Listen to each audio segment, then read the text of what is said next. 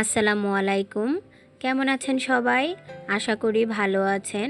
আমিও আলহামদুলিল্লাহ ভালো আছি। তো আজ আমি আরেকটি রেসিপি নিয়ে চলে আসলাম। আজ আমি আপনাদেরকে ডিম আর পাউরুটি দিয়ে মজাদার একটি নাস্তা তৈরি করে দেখাবো, যেটা অল্প সময়েই আপনারা তৈরি করে ফেলতে পারবেন। কোনো ঝামেলা ছাড়া ঝটপট বিকেলের নাস্তা বলেন, সকালের নাস্তা বলেন, একদম পারফেক্ট এটা। তো খুবই সুন্দর হয়েছে, দেখেই বুঝতে পারতেছেন কতটা সুন্দর হয়েছে, আর খেতেও কিন্তু মজা হয়েছে। তো চলুন তাহলে দেখি এটা আমি কিভাবে তৈরি করব। তো প্রথমেই এখানে আমি নিয়ে নিয়েছি ডিম, পাউরুটি। যেহেতু ডিম আর পাউরুটি দিয়ে আমি নাস্তাটা তৈরি করব, তো পাউরুটিগুলো আমি মাঝখান দিয়ে কেটে নিচ্ছি।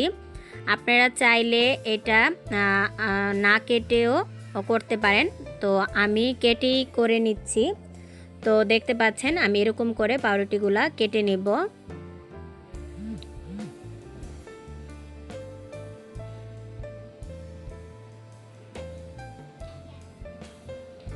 তো আমার পাউরুটিগুলা কাটা হয়ে গেছে।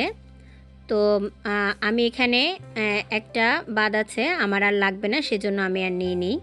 তো আর এখানে নিয়ে নিলাম আমি এখানে দুইটা ডিম, দুইটা ডিমই হয়ে যাবে। তো দুইটা ডিম নিলাম, আর দিয়ে দেব এখানে আমি 2 চামচের মতো চিনি।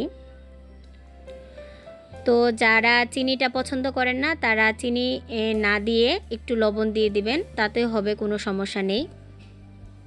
তো আমি এটাকে ভালো করে একদম ফেটিয়ে দিচ্ছি যেন চিনিটা গলে যায়। তবে বাচ্চাদের জন্য হলে চিনিটা দিলে ভালোই হয়, পছন্দ করবে ওরা।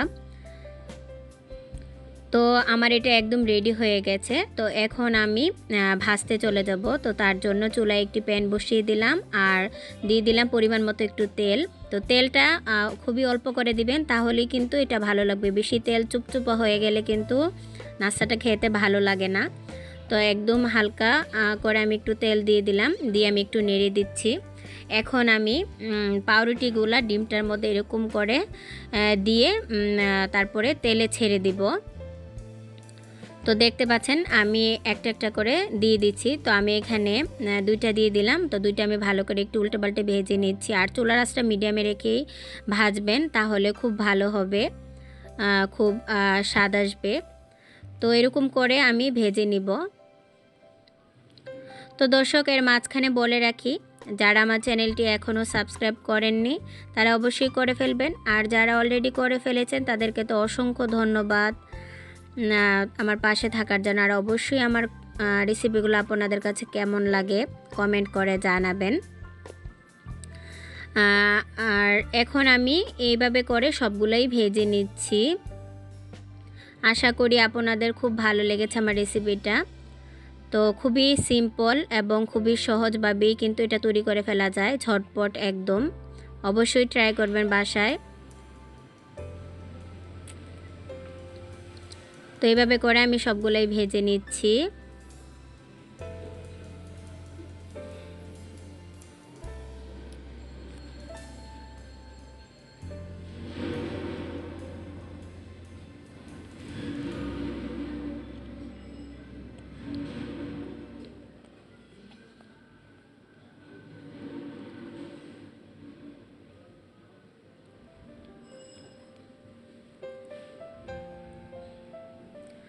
তো আমার কিন্তু সবগুলা পাউরুটি ভাজা হয়ে গেছে। দেখতে পাচ্ছেন এরকম করে আমি সবগুলো ভেজে নিয়েছি। দেখতে পাচ্ছেন আমার সবগুলোই ভাজা হয়ে গেছে। তো দেখেই বুঝতে পারতেছেন কতটা সুন্দর হয়েছে, আর খেতেও কিন্তু মজাই হয়েছে। তো সবাই এটা ট্রাই করবেন। তো সবাই ভালো থাকবেন, সুস্থ থাকবেন। আজ এই পর্যন্তই। আল্লাহ হাফেজ।